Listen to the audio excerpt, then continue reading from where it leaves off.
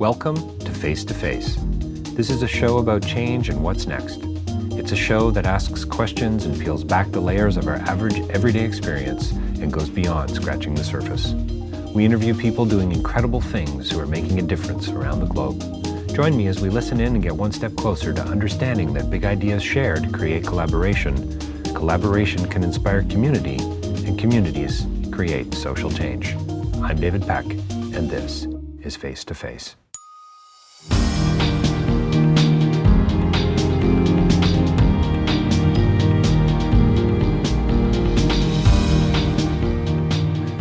So my interview today was a bit of a fluke. It came through a friend of mine, and we're going to be interviewing a woman by the name of Annie Parker. She works not far outside of Toronto. She uses the phrase, "It's not me, it's we." She's a survivor of a very rare form of cancer. She was one of the first people in Canada to be tested for looking for the genetic link between what's called the BRCA gene. I knew nothing about this. She's had a film made about her called Decoding Annie Parker. It's about her story based on a book that was written called Annie Parker Decoded. You're not going to believe who was in the film. I mean, the cast is crazy. Aaron Paul, Helen Hunt, a couple guys from West Wing. I mean, it's really crazy. And what's interesting, crazy in a good way, of course. But what we talked about a profound respect for the medical profession. We talked about her the way she worked through some of the issues that she addressed over the years. She lost her mother, she lost her daughter. I mean, ultimately it sounds like a very sad and tragic story. And you know what? On some level it is. But I've met Annie, I've hung out with her, I've interviewed her. This is not about being down. This is about inspiration. This is about activism. It's about hope. I know you're going to enjoy this. See if you can get a handle on the book. See if you can catch the film, and you're gonna enjoy this interview. So stay tuned. Well, welcome to Face to Face. We are joined by a very special guest here today, somebody who I've just had the opportunity to meet and enjoy her company over lunch. Annie Parker is with us today here at the Living Arts Center, which is pretty appropriate actually now that I think about it, the Living Arts Center in Mississauga, Ontario. Annie, thank you for joining us today. David, it's a real pleasure to be here, and thank you for coming to Mississauga. That's right. It was a long drive for me. Annie Parker Decoded is the book. Decoding Annie Parker is the name of the film that was made pretty recently. And if you're an engaged listener right now, you're checking that out online, and you are going to IMDb to find out what a crazy stellar cast was in this Hollywood film. So I'm sure we're going to get into some of that as we move into the conversation here today, Annie. But why is there a book and a movie about Annie Parker? Well, the reason that there was a book is that initially I wanted the whole world to know about the fact that cancer can be hereditary. Many years ago, it was felt by doctors that there wasn't a connection between genetics and cancer diagnosis, and I was out to prove them wrong. It all started when I lost my mom at 14 years old. And my mom passed away from a secondary cancer because she had her initial cancer when she was expecting me. And truly, cancer was a closet disease back in the 50s and 60s. Which is hard to believe today. Absolutely, I mean, with all social media. We couldn't go into the lobby here at the Living Arts Center and most people would be touched in some way by cancer. Sad but true. Yeah. Absolutely. Yeah. I think they've come a long way with detecting cancer in today's society, but we certainly have to go a lot further in finding a cure. So back to my original story is that my mom, as I said, passed away when I was 14. But I also learned from my sister back in about 1957 that my mom had actually been diagnosed with cancer when she was expecting me. And she chose at that time not to have anything done about her breast cancer until after I was born. So consequently, when I was born, I was raised by my grandmother and my aunt as my mom endured a single mastectomy and also months of cobalt treatment for her breast cancer. They don't do cobalt treatment anymore today. I haven't even heard of it. Yes. A very horrific form of treatment after surgery, but again, they've come a long way with that kind of treatment. So my mom was very ill for a very long time. She survived for many years, 14, and then she died from a very rare form of cancer, which was around her heart. And she had actually got up one morning, it was my mom and dad's wedding anniversary actually, and she was getting ready to go to the hairdresser as we were trying to find out from my dad what he was going to do for her wedding anniversary that day. Instead of doing the usual flowers and taking her to the same restaurant, we were trying to convince him to do something a little special, a little different. And we heard a thud from the upstairs of our home. And I grew up in Toronto, west end of Toronto. And that breakfast, that morning, was the first time last time I saw my mom alive. And it was from there that I found out about her secondary cancer and the cancer, her first initial cancer, which was breast cancer. And so I would imagine at that point, how old were you then? 14. So you're 14, so already I would think you're pretty thoughtful at this point and asking some pretty serious questions about your own health, I would think. Oh, by the way, for the listeners out there, maybe we should impose a bit of a tearjerker alert right now. But I will let you all know, having just spent lunch with Annie, this is not a sad story, ultimately. This is a really profoundly hopeful and inspirational story. It really is. It's really quite remarkable. So stay tuned. Well, you're right. It is a story about a lot of pain and suffering, but coming out the other side. And to prove to people that certainly cancer, first diagnosis, second diagnosis, third diagnosis, can be beaten. So you've had 3 diagnoses of the disease, and they've all been rather remarkable, I guess, in their own way. Yes. And I don't mean that in a good way, just very different, rare forms of cancer. Very different, and I'm sure we'll get talking about the BRCA gene. Yeah. But breast goes to ovarian, so breast was my first form of cancer. And then before the BRCA gene was discovered, I ended up with third stage ovarian cancer. Ovarian cancer is still today a very tough form of cancer to diagnose in women.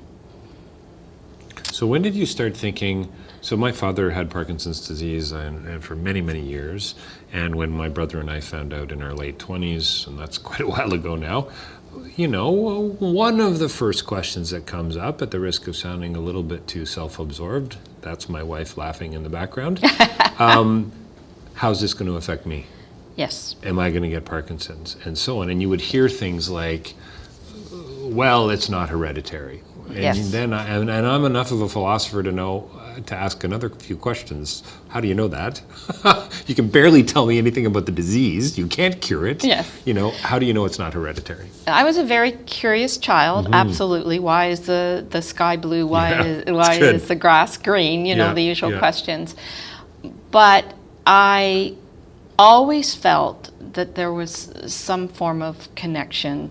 I wanted to know what cancer was when I learned. And I'm just going to correct you a little bit, if I may, David. Yeah, please do that. That it does affect you. But a diagnosis of cancer, and perhaps every disease, is that when your mother is ripped out of your life at 14 years old, it affects the whole family. We grew up in a middle-class family, happy, loving family for many years. And then you lose your mother, who was really, her job was to look after the family. And especially back then, my mom never worked outside the home. And my dad went to work every day. He was a provider financially, but every other way it was my mom. So when my mom died, the family unit as we knew it died. Everybody was looking after themselves. Everybody wanted to know how they were going to survive the next day. And my dad actually went into a very deep depression. I don't know how he got himself up every day and went to work. He did. He just had that ethic. So your mom was the thread that held the community of your family together. Absolutely, but remember, it was back in the 50s. Yes, right. So yes, that was her role. So as I said, everybody kind of just got up every day and went about their business. But I was the youngest. Joni was my oldest sister, who has passed from cancer, and she's 10 years older than me. And then my brother is 5 years older than I am, so I was the baby of the family. So my sister was actually living her own life. She had been married and had come back, had been divorced and come back with her youngest son and was living with us, but went to work every day. My brother was just about finished high school. I was starting high school. So it was very tough to go to school every day and listen to people whispering in the hallways, there's a girl that lost her mom to cancer. So that started my wheels turning, thinking, what is this cancer? Every little hangnail I felt, every little stomach ache I had, I wondered back then at 14 if I was going to be diagnosed with cancer. Wow, that's got to be so hard to carry. I mean, talk about overarching implications that you can't put any value to that. I mean, but it's having a huge impact on you. Absolutely. Psychologically, spiritually, emotionally, relationally. Yes. I actually was told back then, and I guess I was a bit of a hypochondriac, but I was told back then that and years after, that I needed psychiatric help. No, here we go. Yes. The person that's going to answer all your questions and do everything for you is going to be a psychiatrist. You need a little shock therapy there, Annie. Yes, absolutely. Just to put you back into check. Yeah. The little girl that was in shock from losing her mother needed some more shock treatment. Wow. But so that's how, I often say that cancer came into my life before I was born and never left. Yeah. Yeah. Because again, in the womb, my mom was suffering from breast cancer. So you talked a little bit about the pain and misery of it all. I mean, I'm a bit of an existentialist. So, existentialism, they like to think about death and those kinds of things. You read the French philosophers and the German philosophers. Yes. People say things like, and I say this all the time, someday I'll wear a T-shirt, I was raised to not talk about sex, religion, and politics, and I've added a fourth to that, and that's death. We don't talk about death. No. We don't talk about sex and religion and politics the way that we need to. Very prescriptive, I know, but I just want to add a little more humanity. Let's be a little more authentic and transparent when we get into a room and so on. So can't we talk about some of this stuff? And but how do you not? You're in the 50s, pain and misery, lost your mother. Where do you go at that point? I mean, you become a card-carrying evangelical or a Buddhist, or you go and live on a mountain somewhere and burn incense and smoke marijuana for the rest of your life. I wish it was that easy. And truly, you reach those crossroads. Yeah. Which road are you going to take? Are you going to go north, or are you going to go south? Some kind of conversion experience of some kind, right? Well, can you imagine being 14? And the first funeral you've ever gone to, because again, like you mentioned, nobody talked about it. Everybody protected you from it. Well, they're whispering in the hallways, yes, right? Yes, and I know my parents had been to funerals and where they sort of had to make that decision, do we take the children with us? Absolutely not. They're too young to deal with this. To deal with it, yeah. So what I had to deal with was the death of my mom. My favorite person at 14, I wanted my mother to be around for all those questions that I had as an adolescent. Of course, yeah. What was I doing? I was watching as they were picking out the dress she was going to be buried in. Yeah, yeah. So it really was a horrible experience for me, and going to the funeral and having people coming up to me and saying, how are you getting through this? How are you managing? Yeah. How do you think I'm managing? Yeah, I'm not. I'm not managing. Yeah, yes, absolutely. Yeah. Absolutely. So was there to ask you if there was a dark period is a really silly question, but was there a dark period that led you somewhere else? Because it sure seems that way. It seems to me like, you are hopeful. This book couldn't have been done if you weren't. I hear you say you want to be an activist, you want to tell the story, you've got to get word on the street. That's not coming from somebody who's living in a deeply melancholic world, it seems to me. No, and I wasn't, David. Many years went by and it was just a case of survival for me. I was still in the home. I still felt, as the baby of the family, if you will, that I needed to support my father and really help him.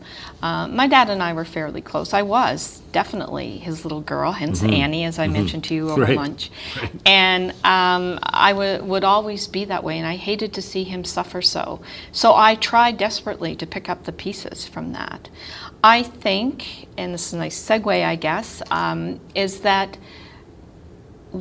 when I became really depressed, thought about the marijuana and everything else, was when my sister was diagnosed, because she became my surrogate mom. This is the thing for me. What's so remarkable about your story is it's not just one. No. It's several people, it's several types, it's breakthrough, it's new discovery. I mean, it's a crazy story. Yes. Yes. And the connections of it, you know. Yes, absolutely. And again, back then, there was no inkling. And in all fairness to doctors, because I wouldn't be here today if it wasn't for the medical profession. And I have complete admiration for anybody that goes into the medical field. But they just didn't know. They just were reading books. They just felt that there was absolutely no connection between family history and cancer. And then when, as I said, when my sister was diagnosed in 1978, all of a sudden the floodgates opened. She knew how I felt earlier on, that nobody was communicating with me. And at that time, I was now 20-ish, and I had married very, very young and had my son at a very young age. So I was married, had a son, and now had to deal with my sister, who had became my mother and best friend, with her breast cancer. So my mom, breast cancer, an original site. My sister, 78, again, original site of breast.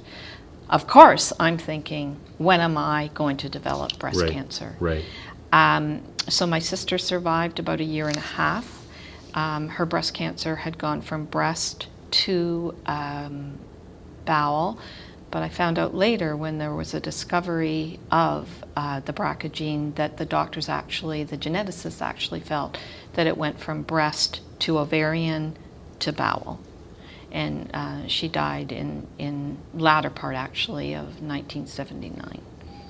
So that really put me over the edge, and that was a time that I started my obsession with reading and finding out, because I knew this just couldn't be bad luck. I just couldn't be losing all these important people in my family to bad luck.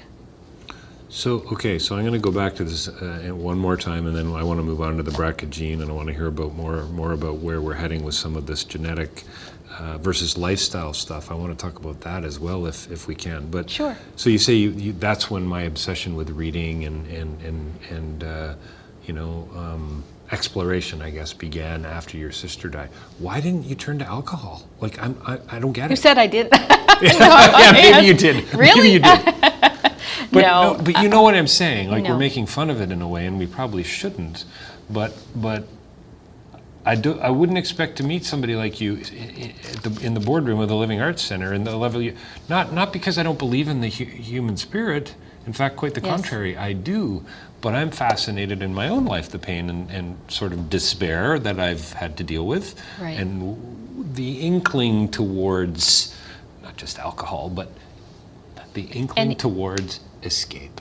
Yes. You didn't do that, or maybe you did for a period, but. No, I did escape, actually. I escaped into the library. I wanted answers. And for your listeners, when I say library, everybody says library. Because remember, Great phrase. No social media. Yeah, right, exactly. Right? Absolutely. Yeah. You weren't checking Twitter for the latest article on BRCA gene. Yeah. No, absolutely. So I spent a lot of time researching medical journals, looking up people that may have had an inkling that perhaps, like me, that I wasn't crazy. The medical profession might have an idea that there's something coming down the tubes in regards to genetic and the relationship between genetics and cancer. So that's where my obsession was. It wasn't in a drink. It wasn't in alcohol. You directed your energy in a really positive way. I didn't know I was doing that back then, but I certainly felt I owed that to my mother and my sister, Yeah. and also a first cousin that died the same year. Well, so isn't it interesting, and we chatted a little bit about this over lunch, and this is the existential angle as well from the philosophical tradition, but it's freedom and choice and responsibility. Yes. Right? You had the freedom to go a couple of ways, not just two. There were many of choices you could have made, but you chose the library. You chose knowledge. You chose discovery. You chose, I need to get to the bottom of this in a way that others either aren't willing to or something. And what I love is you had the, call it arrogance, call it tenacity, call it desire to say, okay, something's not right here, and I'm going to find it. And fear. Plain fear. Down to earth, ordinary fear that we've all experienced. I've had it too many times and for too long, but again, I felt I owed it to my family to see what I could find and how I could beat this fear into submission, like how I could get answers. And at this point, your answers were really about your mom and your sister. You still didn't know at this point. No, I did not. Yeah. Not till 1980. So two more years? Yes. 2 more years. 2 years after your sister had passed. Yes, I developed breast cancer. Yes. Well, then that was an eureka moment. Of course. Because kind of put everything into perspective. Kind of silly, this is probably the time that I felt I really needed to talk to somebody professionally because nobody was listening. Oh, do you mean like a psychologist? Psychiatrist. Right. Nobody was listening prior to this point. Right. Where do you find a woman that's elated when a doctor says you have breast cancer? Because all I wanted to do was say, I told you so. Nobody was listening for the last 10 years. Can you please listen to me now? Are you now going to say to me, my mother, my sister, again, a first cousin, and now me, that this is all bad luck? So that was in 1980. And, I went through a full mastectomy, and that was because the doctor said, given your family history. And that's the first time any doctor in any office that somebody had actually said to me, given your family history. It's a great phrase. Yes. in light of our conversation. Absolutely. But there was still no medical knowledge about a genetic mutation. And now we're talking about 1980. So, yes. I mean, 35, sorry for the mathematicians out there, 35 years? Yes. 35 Thank you. years. yes, so 35 years. So not that long ago. No. I was 29 years old. Wow. Yeah. So, for sake of time, let's talk a little bit about that discovery, the BRCA gene, the realization. I mean, I'll never forget for those moments you have, and it was a conversation my brother and I were having about my dad, probably in his Parkinson's, and whether or not we might even have been talking about commiserating over the fact that Stephen, I don't know, every now and then I get this twitch in my lip, and sure. What do you think? And I'd get the odd note from him or call from him about things like that, and so do you think we're in line for this, right? And so, sure. But I remember him clearly doing some reading as well, kind of like you, and he said, so much of this is gotta be genetic. I'll never forget it. And yes, of course, it's somewhat lifestyle. If you live in a vial of poison all your life, that's probably going to have an impact long term. That's a no-brainer. But where does the genetic side kick in? Mm-hmm. A few years had passed, and again, for the sake of time here, we will move forward. I actually, as I mentioned before, had this eureka moment. I got breast cancer. I survived. I dealt with it and survived breast cancer. So it was almost like I had a new lease on life, David, that things were going to be okay. 8 years moving forward, I was not feeling well, and would, of course, go to the doctor every year for a checkup and making sure everything was okay. But this was actually happening in my abdomen. And I had a lot of tests done, and the tests were coming back clear. But I kept persisting with my family doctor, who is a male, by the way, so doesn't have a lot of women parts. So I actually asked for a second opinion. And it's a good thing I did, because after going to a female gynecologist and comparing results from a few tests prior to that, she saw some differences. Isn't that interesting? And see, now there's a subject of a whole podcast. Oh, yeah, absolutely. Right? Absolutely. Just talking about, I mean, forget about the gender disparity, but just the lens that this doctor versus the woman gynecologist brought to the table. Yeah. She saw something the other guy didn't. That picked up. Lovely. Love that observation. Right. So went into what, and I'm not going to get into the women anatomy, but what I did was go into hospital for day surgery. And what was actually found out is what they thought it wasn't. And sadly what it was third stage ovarian. So any of your listeners out there would know that that have been involved with ovarian cancer, know that there's only 4 stages. So I wasn't in very good shape. And it had metastasized to a few areas in my abdominal cavity. And it meant severe treatment after surgery. So I had a lot of my parts removed and went through a year of chemotherapy after that. But let me tell you also an interesting story, if I may. When I went into hospital for the ovarian cancer, when I woke up the next day, there was my family doctor, the surgeon, and a psychologist by my bedside. And they had actually told my husband now, but my live-in boyfriend at the time, Michael, that they didn't want him to break the news to me. They wanted to be the ones to break the news. So I actually phoned Michael in the middle of the night. I had come around a little bit out of my drowsiness and called him. And it must have been in the back of my mind, because I said to him, please tell me that this wasn't cancer. And he said to me, it is not cancer.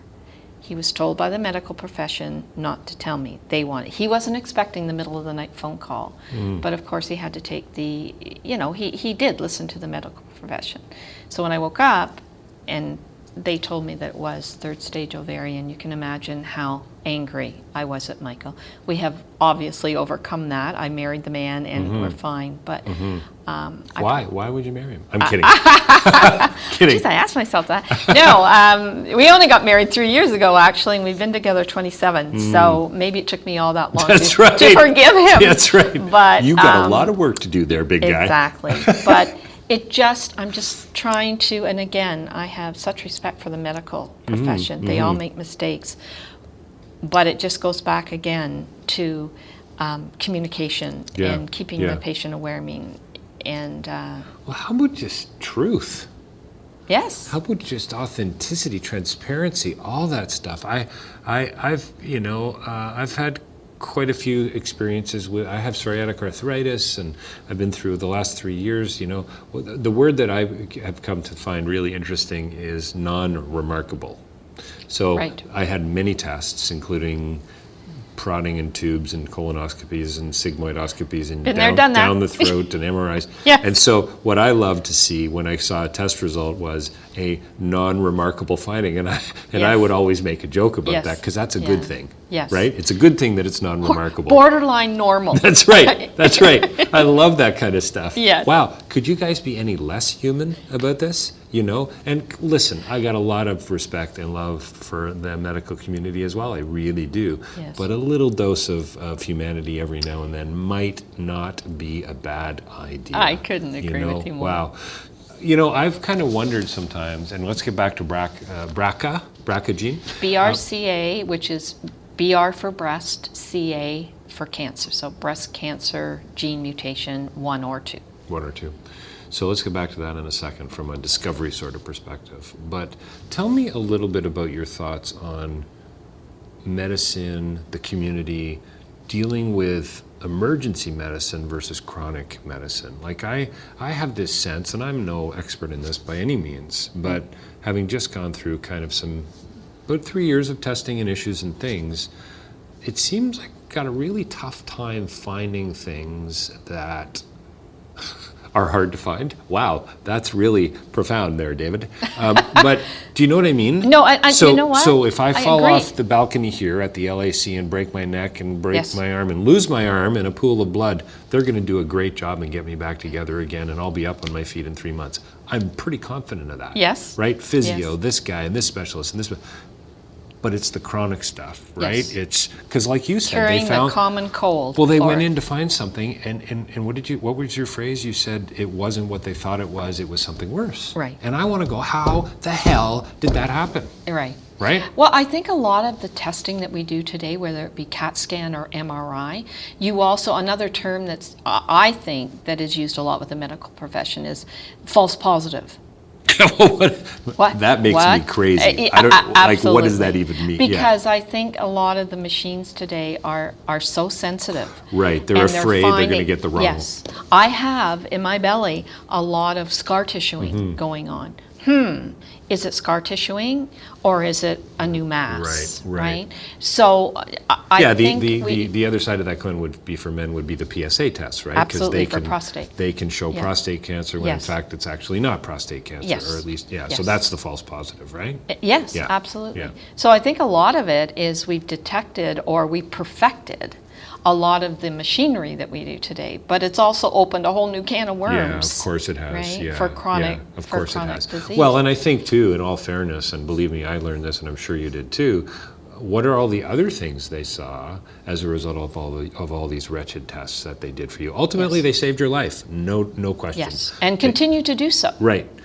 But what else are they seeing that they would never have, 100 years ago, been able to even detect that probably you're going to be okay? Yes. Right? Yeah, absolutely. And I had my final specialist appointment recently, and he said to me, I don't want to see you again for 10 more years. Oh! Which is well, wonderful, yes, right? that's Which absolutely. is wonderful. But that we can understand. Yeah, but his comment was, David, half of what we've looked at here 20 or 30 years ago, we probably wouldn't have even been looking Yes. at had we not seen something on a test that we did for something else. Absolutely. Yeah, no, I it's agree.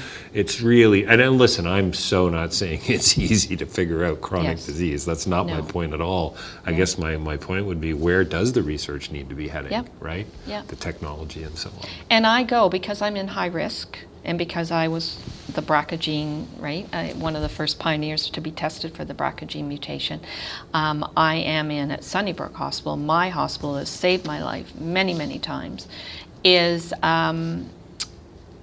I go every year. Just went this Saturday because now they're doing everything like this on weekends too. I went and had an MRI done of my one remaining breast. So they keep really good tabs on the one breast that I have. Yeah, so yeah. and that's done annually Yeah. because I'm part of their high risk study. Can I ask you about you can go philosophical here, you can go practical, whatever. Naturopathic versus pharmacology. I understand. Drugs versus herbs. Right. Herbs. Drugs versus marijuana. Well, I think, let That's you right. say That's right. another That's topic that's for another another. podcast. Yes, Yes. exactly. Yeah. I've done both, Yep. and certainly, well, in fact, all the medical things that I'm asked to do, again, I have a huge respect, and I've said this so many times in this interview, but I would never forfeit what my doctors tell me I should do to go to a naturopath and take herbs and things. In saying that, I do have a naturopath, Yeah. and I do, to feel better, I do go. Yeah. But I also talk over this with my oncologist or my family doctor and say, hey, by the way, I thought I might do this, I thought I might, and they would say nay or yay, or say, hey, listen, if it makes you feel better, go ahead. Have you found that they're a little more sensitive to that, a little more open, your doctors? You must have a lot of doctors Yes. over the last Yes. 15, 20, 30 years. Couldn't said it better myself. Absolutely. Yes. Yeah, my rheumatologist once said to me, if I thought putting a rock under your pillow would make you feel better, Yes. that's what I would tell you to do. Yeah. Right? Or acupuncture Yeah, too. yeah, A lot of yeah. doctors think that acupuncture really Which helps. was just, that was witches did acupuncture Yes. 25 or 30 years ago, yes, right? absolutely. We've come a long way, haven't Yeah, we? we have indeed. Yes. So you broke some ground because of this gene that you had. Yes. Tell me about that. Was that an aha moment for the doctors as well? Like, was this medical community stuff? Have you been written up in medical journals? Good question. I should ask my oncologist that, actually. No, I decided to go the movie/book route. That's right. Yes, that's right. After all my reading of my medical over the years, yeah. medical journals. Yeah, and you just wanted to get to a Hollywood party. That's all I really wanted that's to all do. this really, yeah, exactly. No, and I feel very fortunate and very blessed, all kidding aside. But so 1998 was my third stage ovarian cancer. If I ever thought I was going to lose my life, it was at that point, because it's, again, hard to deal with, and chemotherapy for a year, which was very grueling. I was off work for a year, and it wasn't fun, let's say that. So I was recuperating from that, and I got a call from my oncologist, jumping forward a few years, because it was in 1994 that they actually made the breakthrough with the BRCA1 gene mutation. And my oncologist said, we have a bit of a breakthrough, we have a breakthrough. And they're looking, Dr. Mary Claire King is looking for people to be tested. And we also have an amazing gentleman here by the name of Dr. Stephen Narod. He is our answer to Dr. King in the US. Dr. Narod is a friend and a geneticist and an amazing individual. And he was running a clinic out of Canada and looking for people with high-risk families of breast cancer to be tested for this newly discovered BRCA gene. So my oncologist called me through Dr. Narod's clinic and asked if I wanted to be tested. And of course, it was like, where do I sign up? Like, do I want to be tested? Abracadabra. This was an absolute incredible phone call that I received. So I went down to Toronto General and had the testing done. My aunt was also tested, and the two of us were tested, and then a year later my brother was tested. My sister, of course, we assumed had it, and we're assuming that my mother also had it, because they do a whole pedigree on your family. So not like today. So talk about anxiety and talk about wanting to hit the bottle. And I don't mean that in a funny way. I'm just saying that it took almost 2 years for me to get my results. Oh, today, love. I know, and today, women, men, the result, it's a simple blood test, and women can get it, people can get it back within 2 weeks' time. Covered by OHIP? Yes, it is. If you're from a high-risk family, you have to go into a genetic counselor, whether it be at Princess Margaret, Sunnybrook, and go over a whole realm of questions. But yes, if you have to, and it's, I believe today, is 2 immediate family members, and then OHIP covers the test. Well, and the reality is, if you're concerned, are you not willing to try to find that money somewhere? I'm sure it's expensive, but it's just really kind of interesting. Recently, I was told about a test that I only because I asked, but had not been even tabled because it wasn't covered by OHIP. Well, heaven's sake, a $25 test. Oh, okay. I'll go out to the office and ask for $25 right now for the test if I Yes. can't afford that. Yes. If that's going to help in some way, but they didn't even offer it to me because OHIP didn't cover it. It's a weird thing, this OHIP thing we got going on here, right? It is, but let's get to your first, what we just talked about first. It is, one point that you missed here is being tested for the BRCA gene mutation is a personal decision. And a very hard decision to make, because it will change your life. If you have it. If you have it. Oh, change your life if you don't have it. If you don't have it, or at least it should. Yes. I'm going to tell you a very quick story, if I may. Please.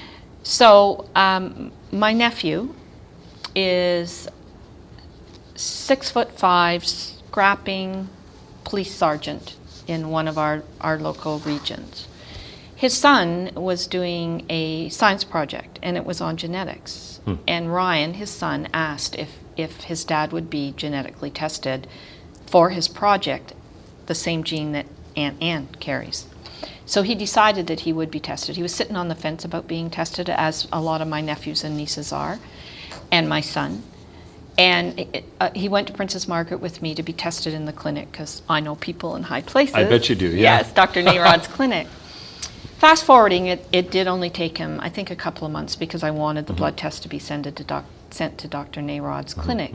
But he finally got his results. His wife and I went down with Tim. Men have this thing about crying and they don't like to do it. Tim's head hit the desk in the conference room and he wept openly like a baby. First thing he was embarrassed, because that's what men do when they cry, they get embarrassed. The second thing was he said in that room that he had never felt such a weight off his shoulders. Wow. Yeah. To get that negative result.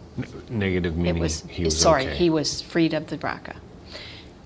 And that means that if they were to have any more children, which they wouldn't have, but that meant my nephew and his wife would not have to worry about that being packed because it stopped there. So I just want to let you know that there is a whole emotional thing around a negative or a positive result. If it's a positive result, then you have a whole realm of different things that you have to deal with. Whether you want to have a double mastectomy like Angelina Jolie, whether you want to have your ovaries removed, whether you're just under surveillance yearly. But with my nephew, it was that total weight being lifted off his shoulders for finding out that he did not carry the gene mutation. Okay, so it seems to me you must still have a bit of personal weight on your shoulders. How the heck do you get out of bed in the morning, Mr. Social Change Consultant guy here, who wants to talk about changing the world, about little things making a big difference, the domino effect, and so on? You're doing great things. It's a hopeful story. You got a book, you got a movie. Most people aren't going to get to a movie, maybe some to a book. The people you're working, you're doing a wonderful job in this, facility, and the list goes on. But how do you get out of bed in the morning? Like, is it with the weight of the world on your shoulders, or is it, another day of opportunity? I'm not a sadist, no. So I get out of bed every morning and you're probably going to ask me then, well, how did you get out of bed prior to the movie and the book, right? And I don't know. And I'm not special. Yeah. I feel that the movie, and there are days that I find it difficult to get out of bed. But what's the alternative, David? Well, see, now there's a great question, right? What the heck is the alternative? Exactly. I still have a lot of living to do. A shiver. There you go. You see, that's beautiful. You said to me over lunch, it's not me, it's we. And it isn't me. You got me to we, and you got the whole Free the Children movement and what's happening with young people and so on. Tell me a little bit more about that. Again, I have been very blessed by this film and have done incredible amount of traveling through the U.S., through North America. We've done some incredible events over this subject here in Canada too. Just the look on people's faces and the thank yous for the awareness and coming public with my story, which took a lot of soul searching. But I know I had to do this for my mom and my sister, and it is so rewarding to get emails from people just saying, you have been an inspiration to me. I'm not an Angelina Jolie, but I am a normal, everyday person that gets up every morning and has not a special job, but I'm glad I have a job, but a job that I go to. I'm a Canadian woman doing everything that a lot of other women do every day. And just to let these people know that after 1, 2, and 3 severe cancer diagnosis, that I'm still here to tell the story. And if I have to do it a 4th time, I will. So it's listening to these women and listening to men, because my brother does carry the BRCA gene mutation too, that keeps me going. This is my passion. This is what I do. And so it's not me, it's we.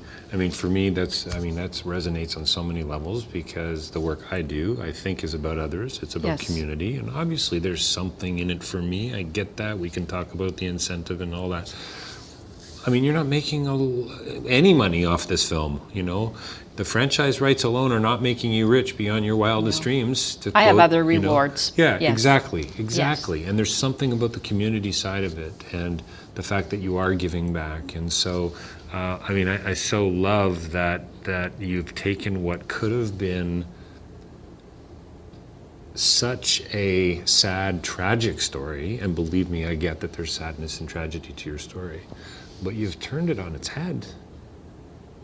Well, And I mean, you. and I'd like to, appreciate you saying yeah, that. and I'd like to think it's really still early. You know, it's kind of too early to tell how much you've Yes. turned it on its head, right? Yes. And one of the things I think, you know, we all need to remind ourselves every day, myself included, and believe me, it's not easy working in the field. We are making a difference, right? And we are Yes. having an impact, even though we might not feel, you know, so the handshakes, the eye contact, all these things matter. You know, Absolutely. that's the, I think, the inspiration and the hope I find kind of embedded. There's lots of messages in your story, Yes. but for me, that's certainly one of them for sure. And if I go days, weeks, getting a little overtired and doing a lot of traveling and missing or not missing flights, but delayed flights in airports. Right. It's, yeah. you know what that's like. Oh, it's ugly. Yeah. And it just takes, and then I get an email from somebody that says, hey, we're really interested in your story.